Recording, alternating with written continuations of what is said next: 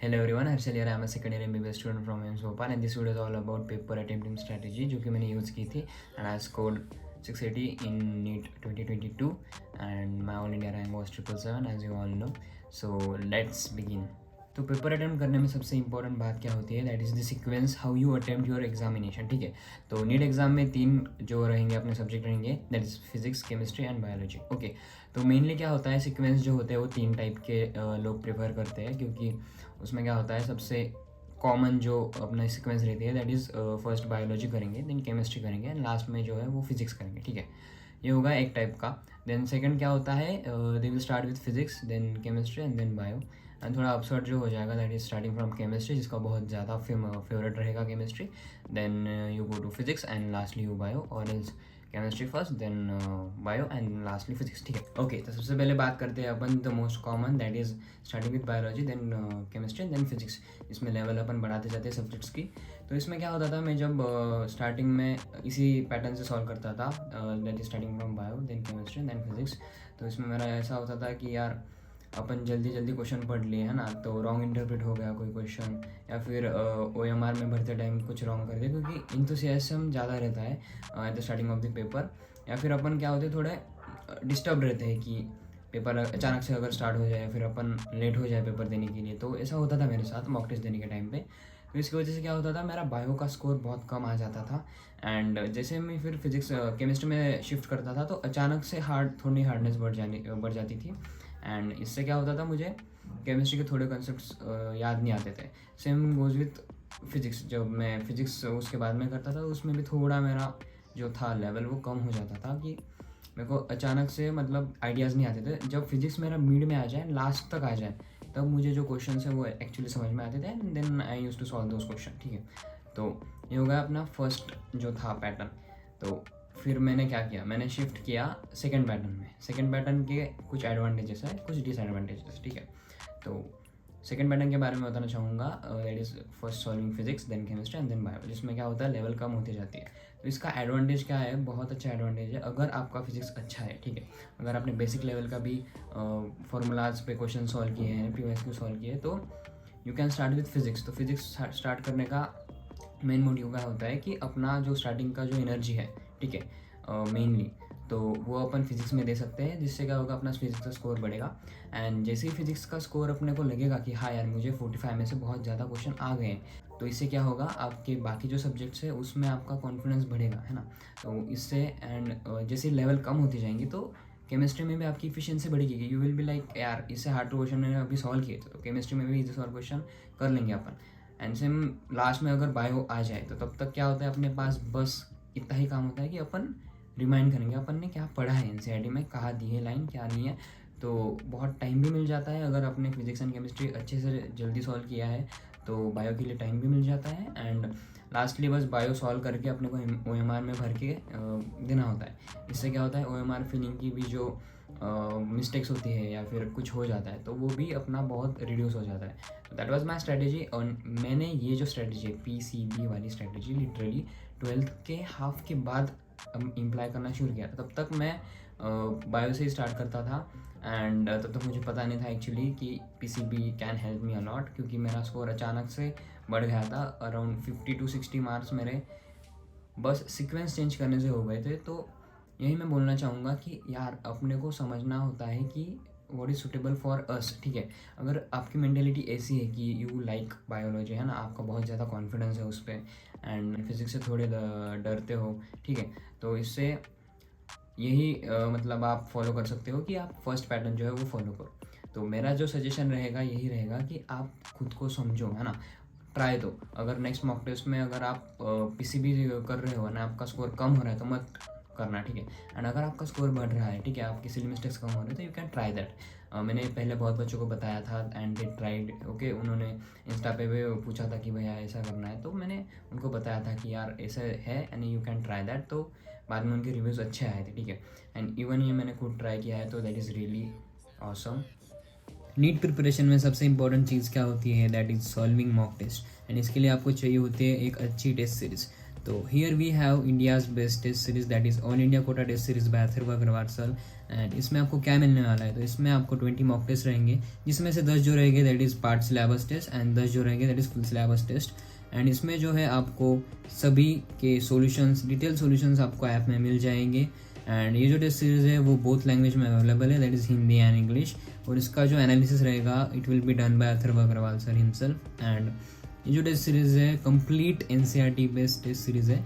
And इसके जो questions है वो नीट में रिपीट होने के बहुत ज़्यादा चांसेस है, क्योंकि ये complete NCERT based test series है। इसके फीचर्स सुन के आपको इसकी प्राइस क्या लग रही होगी, 5,000 2,000 नहीं, इसकी प्राइस है ओनली 999, जो कि आपको मिलेगी by applying my code that is HRSHL Harshal. And ये आप परचेस कर सकते हो, link is in the description. और ये जो है मेरी तरफ से मोस्ट रिकमेंडेड टेस्ट सीरीज रहेगी। तो इसके जो क्वेश्चंस है these are highly productive questions, इसको सॉल्व करो।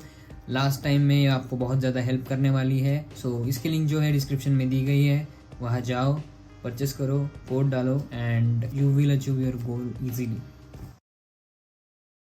तो अब चलो ठीक है, सीक्वेंस हमें समझ में आ गई कि कैसे स्टार्ट करना है पेपर, कैसे कौन से सीक्वेंस में अपने को सॉल्व करना है।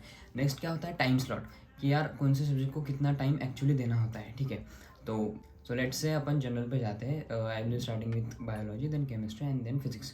तो इसमें क्या करना है, बायो को आपको हार्डली 45 to 50 मिनट्स देने हैं। ठीक है, जिससे क्या होगा, आपको केमिस्ट्री एंड फिजिक्स में बहुत ज़्यादा टाइम मिल जाएगा।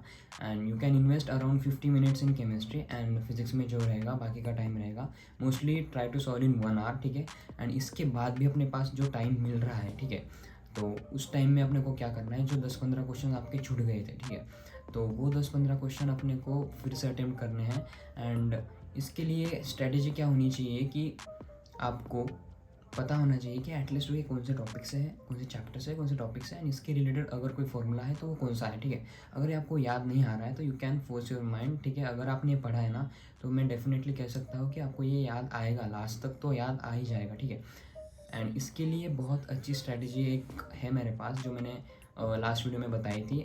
जो वीडियो है उसकी मैं पिन कर दूंगा, ठीक है, कमेंट में, डिस्क्रिप्शन में भी कर दूंगा, एंड आई बटन जो आता है उस पर भी अपन लगा देंगे। तो ठीक है, उस वीडियो पे जाके आप देख सकते हो कि एक्चुअली ये जो लास्ट में जो 10-15 क्वेश्चन बन जाएंगे, तो उसमें से हो सकता है 7-8 क्वेश्चन आपकी फिजिक्स के रह गए, कुछ क्वेश्चन केमिस्ट्री के रह गए, कुछ क्वेश्चन बायो के रह गए। तो इसमें क्या होता है, अपने को सडनली एक सब्जेक्ट से दूसरे सब्जेक्ट पर शिफ्ट करना होता है। तो this is really hard part, and इसके लिए बहुत अच्छी प्रैक्टिस स्ट्रैटेजी है जो मैंने पिन वीडियो में बताई है, तो वो जाके देख लेना। ठीक है, तो अभी सीक्वेंस हो गया, टाइम हो गया, and let's move to the mentality. ठीक है, अपना अप्रोच कैसा होना चाहिए, अपनी मेंटालिटी कैसे होनी चाहिए, तो इसको एक गेम की तरह लो।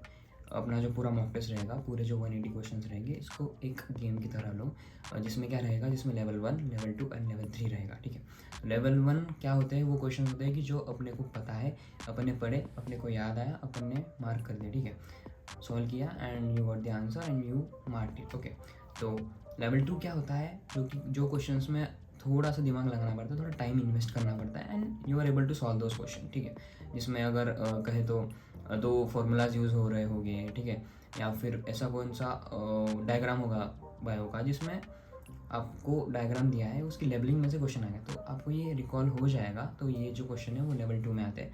एंड लास्टली जो लेवल 3 रहेगा, दोज आर दैट क्वेश्चन जो कि आपने छोड़ दिए थे, जो 10-15 क्वेश्चन थे जो आपको नहीं आ रहे थे, those will be in level 3। ठीक है, तो अपने को लेवल 1, लेवल 2 एंड लेवल 3 ऐसे सॉल्व करना होता है एग्ज़ाम में।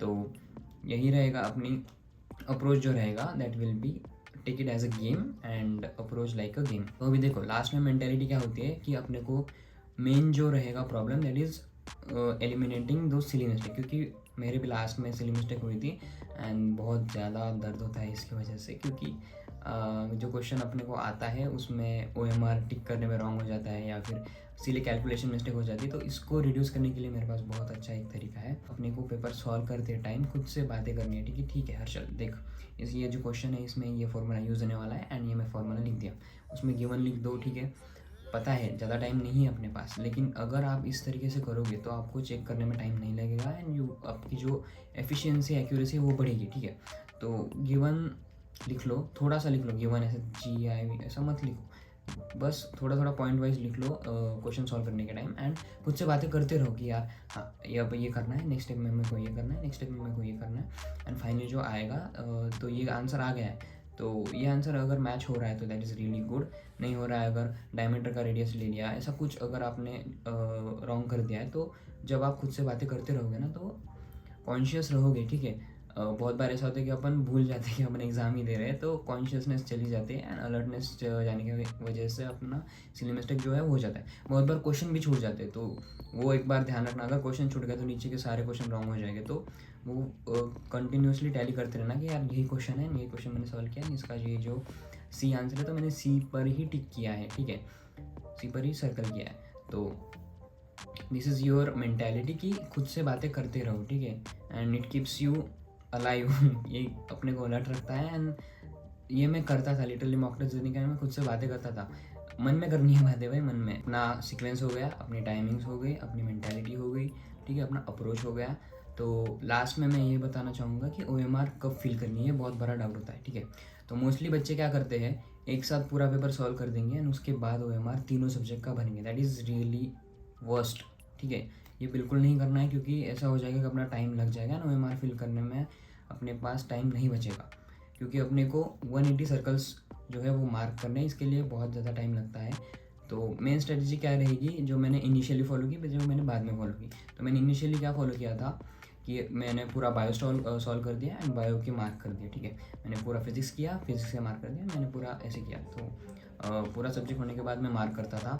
दूसरा क्या हो सकता है कि आप क्या करो, एक पेज सॉल्व किया, ठीक है, एक पेज सॉल्व किया एंड उस पेज पे जो है वो क्वेश्चन चेक किए एंड उसके OMR अपने मार्क कर दिए, जो अपने को नहीं आया वो अपने ने छोड़ दिया, ठीक है, क्योंकि अपने को रॉन्ग मार्क नहीं करने हैं, सिली मिस्टेक नहीं करनी है, रॉन्ग मार्क नहीं करने, निगेटिव मार्किंग्स अपने को नहीं चाहिए, ठीक है। तो ये दूसरी स्ट्रैटेजी है।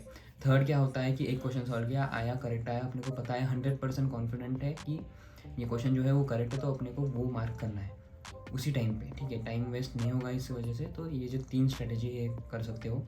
तो इनिशियली मैंने ये की सब्जेक्ट वाइज, बाद में मैंने पेज वाइज किया।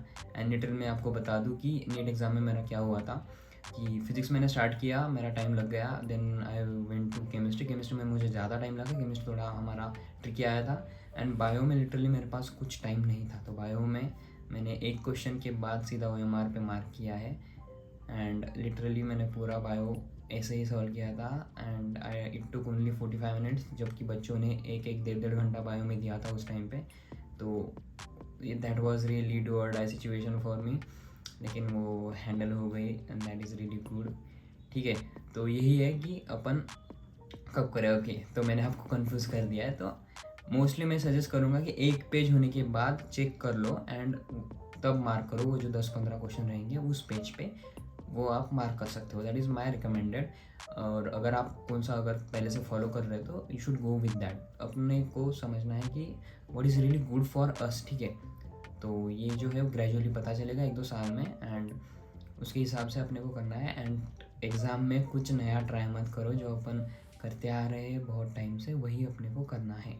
लास्ट में मैं थोड़ी मिस्टेक बताना चाहूँगा कि यार देखो, अपन को जो है पेपर सॉल्व कर रहे हैं, ठीक है, तो बीच में ऐसा हो सकता है कि कोई अपने को पूछ रहा है, तो बहुत अवॉइड करो, ठीक है। स्टार्टिंग में अगर आप एग्ज़ाम देने जा रहे हो तो किसी से बात मत करो, क्योंकि अगर आपने बात कर लिया वो जो अगर आगे का बंदा है तो उसको ऐसा लग जाएगा कि यार हाँ मैं इससे क्वेश्चन को पूछ सकता हूँ, तो ऐसा होना नहीं चाहिए। तो एग्ज़ाम के पहले किसी से बात मत करो, मोस्टली सजेस्टेड यही है। एंड एग्ज़ाम में अगर कोई पूछ भी रहा है तो इग्नोर कर लो, क्योंकि अपने पास लिटरली बहुत ज़्यादा कम टाइम है एक क्वेश्चन सॉल्व करने के लिए। दूसरा ये होता है कि खुद डिस्ट्रैक्ट मत हो, है ना, कि सबसे पहले एग्ज़ाम के पहले ही थोड़ा वॉशरूम वगैरह जाके आओ, तो उसमें अपना टाइम नहीं जाना। लास्टली मैं यही कहूँगा कि एग्ज़ाम इज़ ऐसा डरो मत उससे, क्योंकि ये जो रहेगा दैट इज़ इसको प्रैक्टिस की तरह ही लो, जैसे अपन ने प्रैक्टिस पेपर सॉल्व किया था ना, तो नीट एग्ज़ाम उसी की तरह लो। मोस्टली मैं ये बोल देता हूँ आपको कि नीट एग्ज़ाम जो रहेगा, अपन ने जो पहले मॉक टेस्ट सॉल्व किए थे ना, उससे बहुत ईजी रहेगा, तो उसकी चिंता मत करो, अपने प्रिपरेशन पर भरोसा रखो। And lastly all the best all of you, ठीक है। मैंने सारी जो बातें थी वो आपको बता दी है। I hope this video help you a lot. Let's wind up.